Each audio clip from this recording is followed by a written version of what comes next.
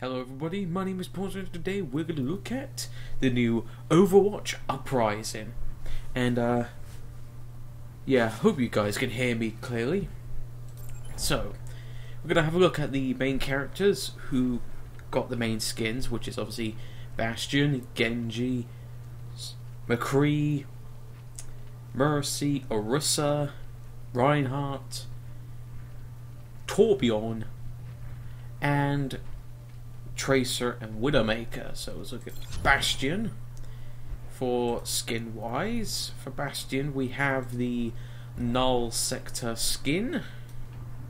It's quite interesting. It is nearly similar to some other skins, but the bird is a little different. Available in loot crates.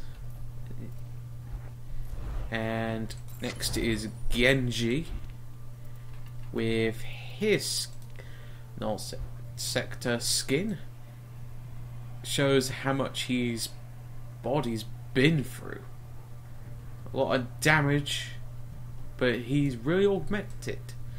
And obviously enough though, we got the shurikens and the sword. Actually, we better have a look at Bastion. What does he look like? That's him, normal. That's his turret mode. And that's his tank mode. Rightly interesting. Next is McCree. We have him here, and then we have his Null Sector, Blackwatch McCree. Yeah, pretty interesting. He's very well detailed.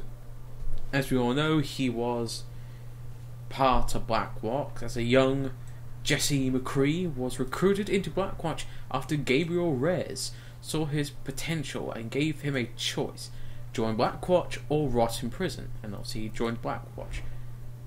That's actually a cool revolver. I will give him that. It's a pretty snazzy one, particularly with a laser sight.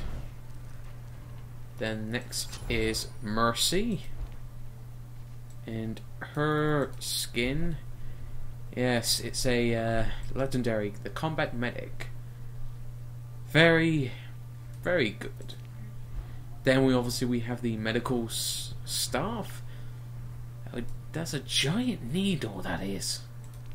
And we have the standard pistol. Very interesting. Orisa got a skin. If we look here, yep, there we go. Null Sector skin. It was the OR-14s, but it was redesigned and changed. Quite scary, I have to admit. It's very blocky, I will say. Then who was next? Ah, yes, Reinhardt. Here's his Null Sector 1. Very blue. It definitely has an Overwatch feel and a very good skin nonetheless. I will definitely be upgrading, well, leveling up, that's for sure. Then next will be Torbjorn. He has two skins. We have the Ironclad. He looks pretty young. Version 2. He's got a wrench, level 1 turret, and he's back. And if we look at the Overwatch, it's pretty exactly the same. Yeah, number's different. And I guess if we look at the original, doesn't have the number. Well, anyway, very interesting, and that's the Overwatch Torbjorn. Definitely prepared for battle. Then the next is Tracer. She has lots of legendaries. Cadet Oxton. And this is her new cadet uniform. She's definitely prepared for battle. Tracer was put into active duty as an Overwatch agent for the first time during the King's Row Uprising. And then we got the little pistols. Very nice. Very nice. And lastly, not least, is Widowmaker, which is the Talon skin. I guess this is her before she turned into what everyone knows her as. Very sad story. And obviously every character's got little sprays here and there. When this update came out, I was hoping to do it sooner, but unfortunately for the first hour, servers were unable to play because everyone was going on it at the same time, and it made the game crash. So I'll see you soon.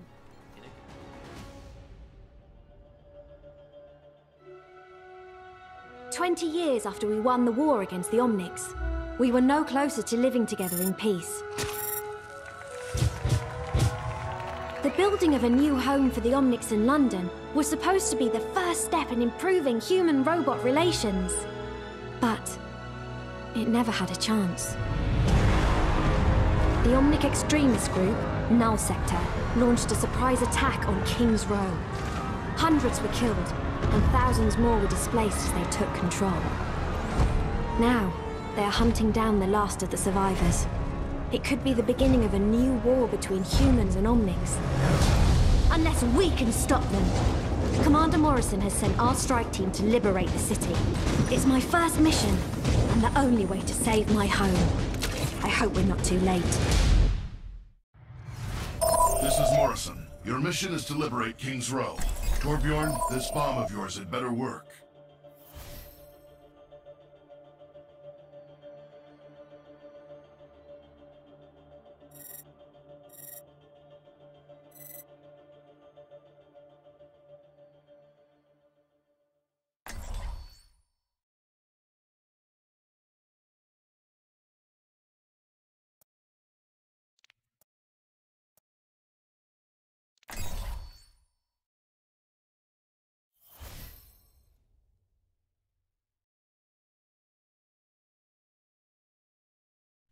Hello folks, so obviously enough though, in the actual video I'm actually muted myself because I wanted you guys to enjoy the gameplay.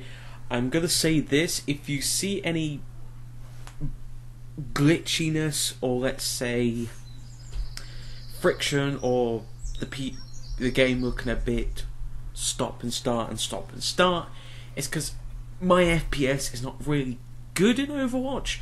Well, I have some games where I have really good FPS and some games where I have really, really bad FPS, which you can actually see on the top left.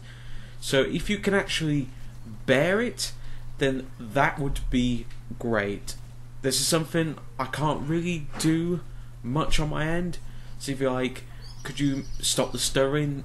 I'm limited to what I can do, guys. But my apologies. But if you can enjoy the video, that is great. And yeah, now we'll give my thoughts about this game mode before I let you watch the whole thing. It's a very interesting one, better than Junkenstein's event. That one was a starter, and I guess this is the lead on to the PvE event. It is sad that once it's over, we don't get to replay the events. We'll probably will, I guess, on the Junkenstein one on Halloween. They'll probably give us an option to actually play it. It would make sense because, for me, I really think Blizzard should allow you to play Junkenstein's Revenge every year, adding the new update as well. Just like with Team Fortress 2 with the Scream Fortress event. If you know Scream Fortress, every year you get to play the older updates. So you're not just limited on the new one, you can play previous Halloweens up to the very first one of Harvest event to the latest ones now. And obviously enough though, we should be seeing the Pyro update soon, but that's a different video. Now obviously enough though, I do love the skins. I did buy 11 crates, I got 3 legendaries, a legendary Torbjorn skin, and 2 other legendaries that are not based on the new cosmetics. There is some problems I think Blizzard might need to fix it. I am going to give TF2 a +1. What TF2 does right with the crates is simple. If you get a crate from TF2, usually you get those items and nothing else. Well, besides the unusuals and strangers of those items. My complaining gripe with the Overwatch loot boxes is that you get other legendary and other skins that are not based on that crate, and I think that's a little annoying because, like, yeah, it's nice I got these 2 legendary skins, but they're not really the ones I'm really interested at the moment. I don't have any for these heroes, and it's great that I actually have them, but I think Blizzard should rework on that, make it like these specific crates, that loot boxes that we have now should be for those specific cosmetics, not other ones. The regular ones is for all of them, but they should fix that. I believe they should. So with that little gripe out of the way though, overall this is very interesting. Obviously there's 5 difficulties. You got normal, hard, you got very hard, and expert. No, 4. It used to be easy, normal, hard with Junkenstein's Revenge. Obviously enough though, you can play it's on arcade, so you get loot crates, so you know what, that's great. And so the 1st of May, if you think about it, goes to the 11th of the 1st of May, so we can get, so if you're the type of person, which is like me, that prefers to earn the crates, doesn't want to spend money, obviously I didn't the first time, obviously enough though, you can get 8 free crates from doing the weekly reset thing in arcade, or maybe more depending if you leveled up, which obviously enough though you will. And it is pretty nice that you actually get 3 free crates, so it would be 6, whoop-de-doo. It would be nice if it was 4. And obviously enough though, the main options would be the new game mode. Now obviously this is a very in-depth update, and a good one as that. And obviously, yet again, you got options. You could play with just the 4 main characters of the story, which is Tracer, Mercy, Reinhardt, or Torbjorn. Which obviously enough though, with Torb you get armor packs, so everyone has at least some armor. With Tracer you can actually destroy big groups of enemies with her ult. And, oh yeah, Torbjorn's turret, which gives up extra damage. And Reinhardt for its shield, and Mercy for her res and heal. Now, I'm trying to think here. Now, I do get an MVM kind of feel. Now, those giant ballbusters, or as I call them, sentry busters, they nearly look like sentry busters to me. Well, they don't look identical, but I kind of have a feeling that there may be the idea of something that walks on, that doesn't attack, then the only thing it does is blow up. It's kind of a sentry vibe, sentry buster from MVM. But nonetheless though, it is quite interesting how it's 4 people you gotta fight off against hordes, and obviously it goes off, well, the mission's pretty simple really. Deactivate 3 AA guns, defend the cart for about 4 minutes, take the payload to the door, then kill the 4 main bosses. Pretty simple, really. The enemies, like the basic grunts, are pretty easy. The bastions are annoying to kill. Literally, they are annoying. They take a lot of hit points, while most bastions usually, yeah, again though, you have to work with your team.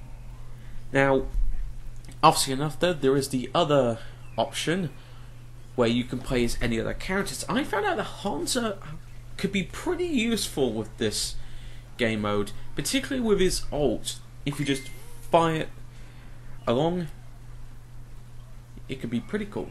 But said though, after getting the random message, I think I'll let you guys enjoy the video and try your best to endure the stuttering. With that read that said though, thank you very much for watching and enjoy the video, and my apologies for the FPS. Just wait and see what I have in mind.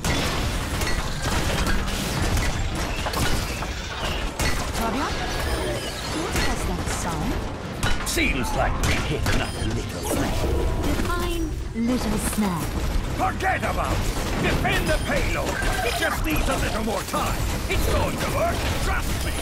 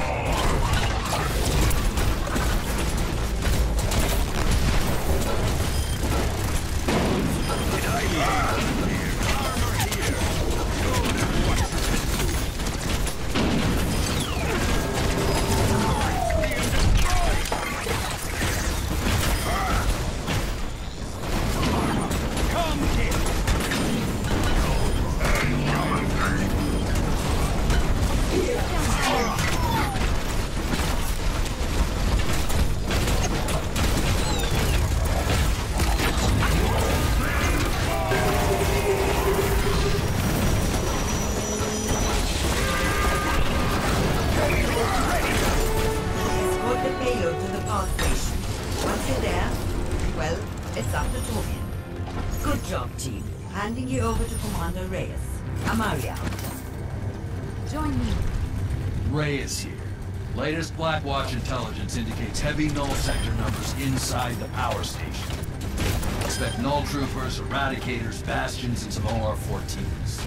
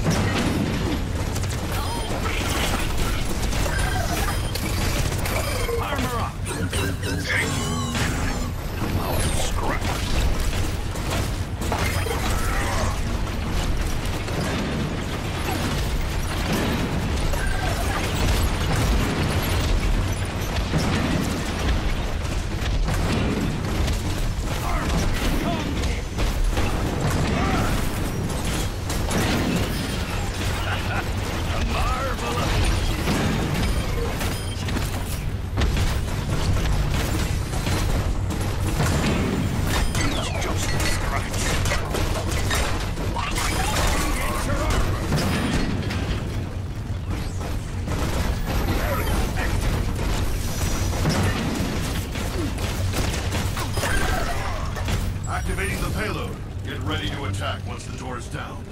This is it, agents. Get ready. We only need to kill the Orisa robot. Just saying.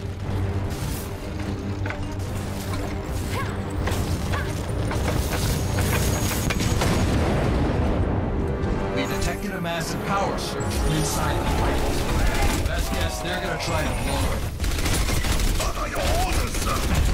Focus on those OR-14s. They're your first priority. Take them out. No! Take out any non-sector troops inside!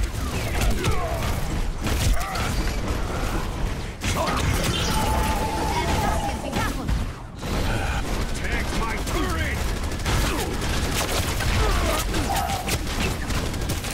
Eradicator spotted. Proceed with caution. I am fix you. It is somewhere.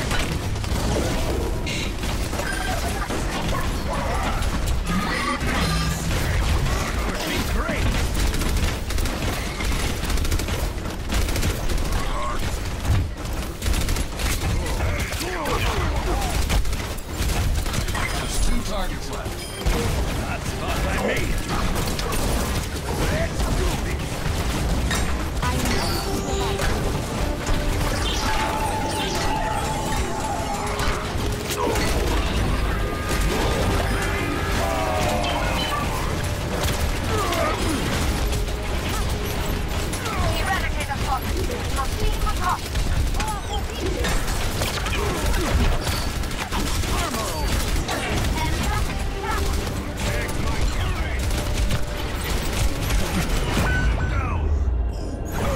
never die.